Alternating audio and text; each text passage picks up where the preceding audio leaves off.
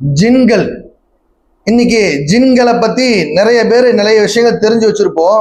அதுல சில விஷயம், மனிதர்களை அல்லாஹ் சுப்ஹானஹு தஆலா மண்ணால படைச்சான். ஜின்களை நெருப்பு கொழுந்திலிருந்து படைத்தான். மலக்குமார்களை அல்லாஹ் ஒளியிலிருந்து படைத்தான். அப்போ இந்த ஜின்கள் மனிதர்கள் எப்படி ஆண் பெண் உண்டோ அதே போல ஜின்களிலும் ஆண் பெண் இனம் உண்டு. மனிதர்கள் எப்படி குலம் கோத்திரமாக வாழ்கிறார்களோ அதே போன்று ஜின்களும் குலம் கோத்திரமாக வாழ்கின்றது.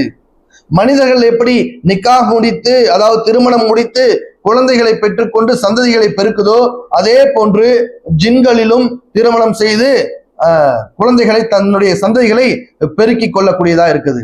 அதே போல ஜின்கள் நினைத்த உருவத்தை, நபி ஸல்லல்லாஹு அலைஹி வஸல்லம் அவருடைய உருவத்தை தவிர எந்த ஒரு உருவத்தையும் எந்த ஒரு ஜின்னும் தன்னுடைய உருவத்திற்கு, அதனுடைய உருவத்திற்கு மாற்றிக்கொள்ள இயலும்.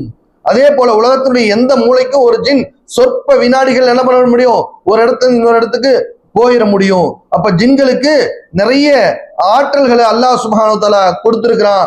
ஆனா அதே சமயம் அல்லாஹ்விடத்துல படைப்புகளிலே சிறந்தது மனித படைப்பு தான்னு சொல்லப்பட்டிருக்கு. அந்த அடிப்படையில ஜின்களுக்கு எவ்வளவுதான் ஆற்றல் கொடுக்கப்பட்டிருந்தாலும் அவை அனைத்தையும் விட மனிதனே அல்லாஹுடைய கலீஃபாவாக பிரதிநிதியா இருக்கிறாங்கிறதையும் மறந்துடக்கூடாது.